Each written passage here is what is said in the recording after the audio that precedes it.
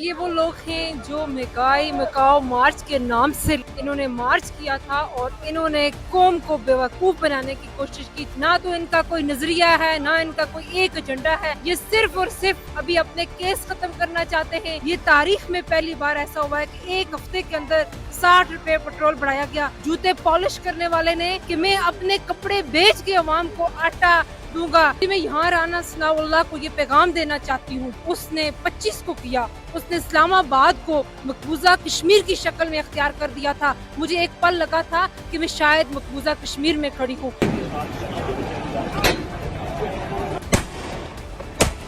PTI ने अगर relief कौम को दी भी थी तो वो उस रिलीफ को ऑफसेट करने के लिए कर रहे थे इकदाम, रशिया से चीजें ले रहे थे। बहुत दूर अंदेशी थी, बिकॉज जो दूसरी साइड का प्लान ही ये था कि खून खराबा हो और लोग मरे।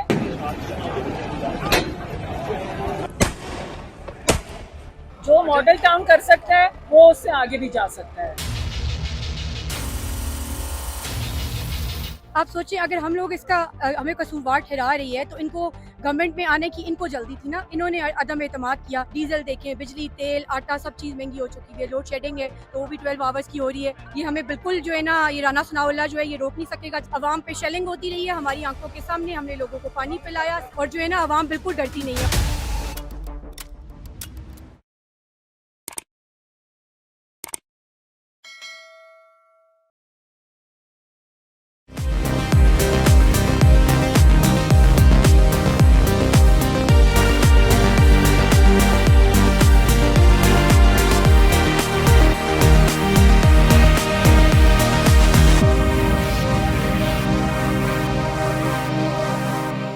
अस्सलाम वालेकुम। वस्सलाम। जी, आप महंगाई के खिलाफ एहतजाज में शरीक होने आई हैं, वो भी कश्मीर से। तो आप क्या कहती हैं कि ये जो हुकूमत पहले इमरान खान की हुकूमत को कहती थी कि गरीब आवाम का इन्होंने सत्यानाश कर दिया, तो अब इन्होंने एक हफ्ते में जो 60 रुपये बढ़ाया, उस वाले से आपका क्या बयान है? जी, ये वो लोग हैं जो महंगाई मकाओ मार्च के नाम से इन्होंने मार्च किया था और इन्होंने कौम को बेवकूफ़ बनाने की कोशिश की थी। और इनका ये नारा था कि हम गरीब अवाम के लिए निकले। वो आपने देखा कि ये गरीब अवाम के लिए नहीं, अपने मफाद के लिए निकले थे। ये अपनी गवर्नमेंट बनाने के लिए निकले थे। ये अपने इक़्तिदार की खातिर एक हुए थे। ना तो इनका कोई नज़रिया है, ना इनका कोई एक एजेंडा है। ये सिर्फ और सिर्फ अभी अपने केस खत्म करना चाहते हैं। आप देख रहे हैं कि ये आहिस्ता आहिस्ता सारे अदारों को दबाने की कोशिश कर रहे हैं, सारे अदारों के हेड चेंज कर रहे हैं। मगर मैं इनको यहाँ से ये पैगाम देना चाहती हूँ, जिस लेवल पे आप महंगाई को ले गए और जिस तरह आपने अवाम को महंगाई के दबाव के नीचे ला के रखा हुआ है और जिस तरह आज रात आपने पेट्रोल का बम अवाम के ऊपर गिराया, ये तारीख में पहली बार ऐसा हुआ है कि एक हफ्ते के अंदर 60 रुपए पेट्रोल बढ़ाया गया। आप हमारे दौर में जाएं तो ऐसा बिल्कुल नहीं हुआ 3 साल में, जब इनका शोर था कि महंगाई है और गरीब अवाम मारी जा रही है। तो खान साहब ने महंगाई को भी कंट्रोल में रखा और गरीब अवाम के लिए आपने देखा कि हमारे दौर में लंगर खाने रहे।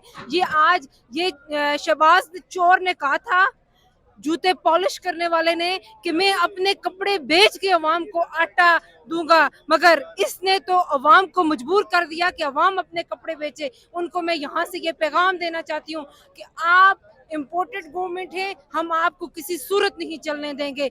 अब आपका मुकाबला सिर्फ इमरान खान से नहीं बल्कि पूरी कौम से है।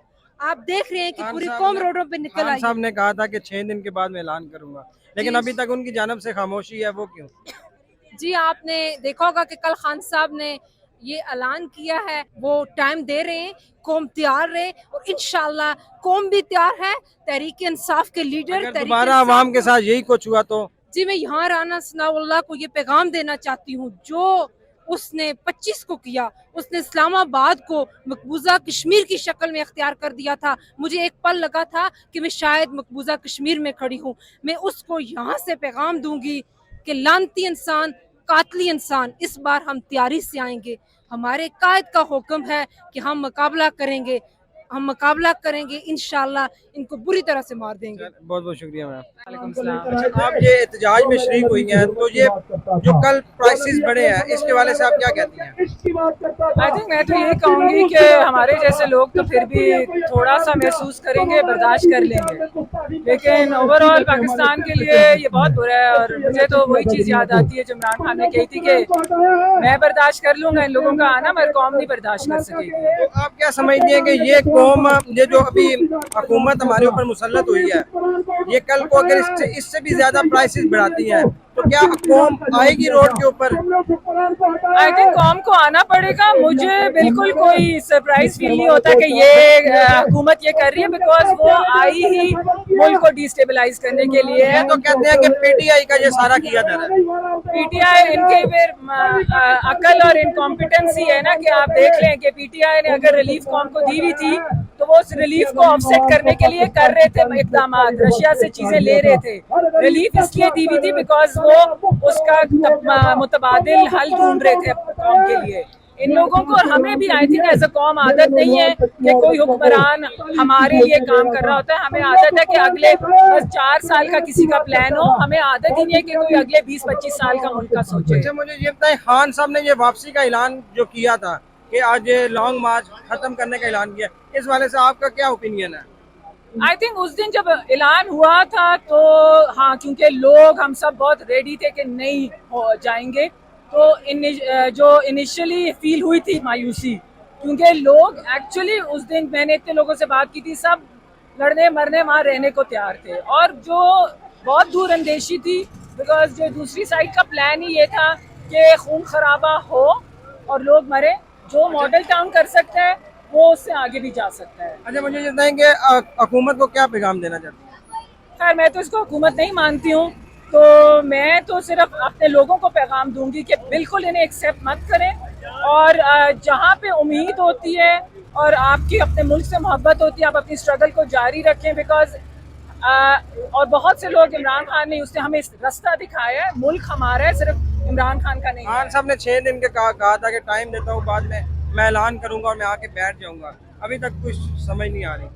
हाँ है थोड़ा सा कंफ्यूजिंग टाइम, मगर आई थिंक आप इमरान खान के साथ खड़ी हैं। हाँ बिल्कुल खड़ी है। इमरान खान के पिछले भी सारे जो ऐसे वही दोबारा ऑल वे रेडी है। मेरा साइन, मेरा बैकपैक वहाँ रेडी है कमरे में, और रेडी है, गॉगल्स भी रेडी है, सब रेडी है। और हमारे ग्रुप के भी हम लोग सब रेडी हैं। और मैं यही कह रही थी, हम जैसे लोग बर्दाश्त कर लेंगे। अस्सलाम वालेकुम मैडम। जी वालेकुम अस्सलाम। अच्छा मैम, मुझे बताएं कि आप महंगाई के खिलाफ यहाँ पे आई हैं, तो ये जो हुकूमत इतना महंगाई अवाम के ऊपर बोझ डाला है, और यही हुकूमत थी जो इमरान खान के जब 10 रुपये या 2 रुपये कोई इंक्रीज़ होता था तब बोलती थी कि अवाम, गरीब अवाम का सोचो, गरीब अवाम तबाह हो चुकी है। तो आप इस हुकूमत को आप क्या कहती हैं? लेकिन ये हुकूमत फिर भी आप ही को, पीटीआई हुकूमत को इल्ज़ाम ठहरा रही है कि ये सब कुछ किया जा रहा पीटीआई का। आप सोचिए, अगर हम लोग इसका हमें कसूरवार ठहरा रही है तो इनको गवर्नमेंट में आने की इनको जल्दी थी ना। इन्होंने अदम एतमाद किया सिर्फ इसलिए क्योंकि जो है ना, इन्होंने हमारी आवाम को इस जो है ना पेट्रोल का बम गिराना था हमारी आवाम पे। खान साहब तो सब्सिडी दे रहे थे, उन्होंने तो कंट्रोल की भी थी ना प्राइसेस। इन्होंने आके ये इतनी महंगाई की है कि हर चीज़ ये जो इम्पोर्टेड हुकूमत है ये तेज़ी से कर रही है। अब खुद सोचें आप, पेट्रोल है वो भी तेज़ी से प्राइस बढ़ रही है, डीजल देखें, बिजली, तेल, आटा, सब चीज़ महंगी हो चुकी है। लोड शेडिंग है तो वो भी 12 आवर्स की हो रही है, तो 12 घंटे की बिजली है वो भी इतनी महंगी। तो आप मुझे ये बताएं कि अब ये हुकूमत तो आ गई है जो जाने का नाम नहीं ले रही, और खान साहब ने भी 6 दिन का कहा था, उसके बाद अभी कोई ऐलान नहीं हुआ कि लॉन्ग मार्च करेंगे।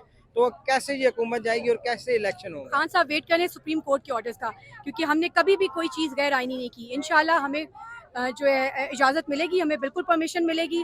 ये हमें बिल्कुल जो है ना, ये राना सनाउल्लाह जो है ये रोक नहीं सकेगा, जिस तरह ये पहले हमें रोक नहीं सका था, अब भी ये हमें रोक नहीं सकेगा। हम लोग फिर लॉन्ग मार्च करेंगे और इंशाल्लाह इस दफ़ा हम लोग धरना दें।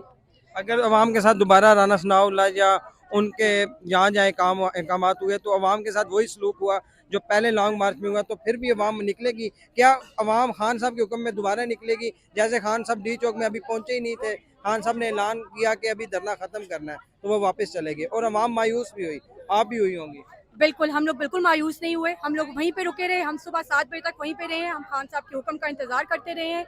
अवाम पे शेलिंग होती रही है हमारी आंखों के सामने, हमने लोगों को पानी पिलाया, हम लोगों ने उनको गाड़ियों में बिठाया, सब चीज़ किया।